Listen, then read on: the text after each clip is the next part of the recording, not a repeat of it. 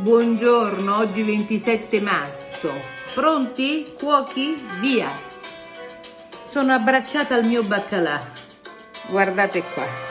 Questo è il vero mussillo di baccalà napoletano.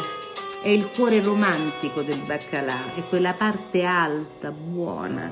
Guardate qua, vi voglio far vedere.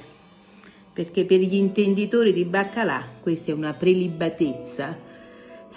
Che Angelica ce l'ha perché ho un caro amico che me lo porta da un posto napoletano, Somma Vesuviana, quindi lo avevo sotto sale e adesso l'ho messo a bagnare, quindi 4 giorni con l'acqua.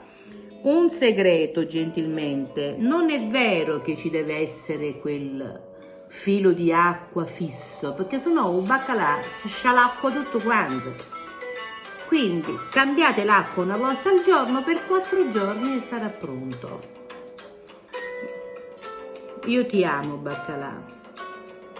Forse ti amo anche più di un uomo, perché il sapore, questa tua polpa bianca, questa carne mi fa impazzire.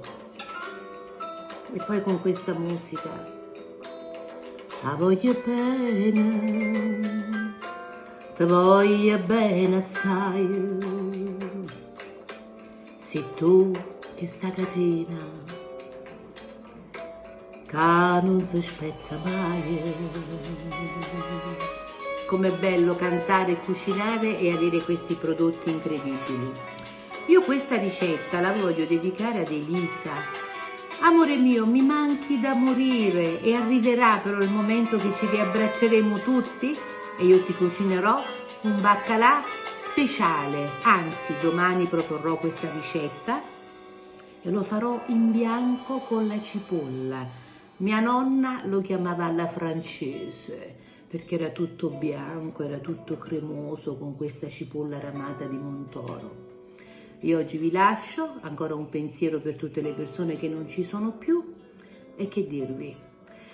Beh, la malinconia c'è, ci sono i ricordi, ma la preghiera ci aiuta perché è meditazione e voglia di riguardarci dentro, perché questo pazzo mondo un po' andava fermato, non in questo modo per carità, no, però forse ci voleva un attimo di introspezione. Ho sbagliato, forse non si diceva così, vabbè. Comunque, guardarci dentro e capirci, e capire gli altri, e amarci, e volerci bene, e cucinare questo meraviglioso baccalà.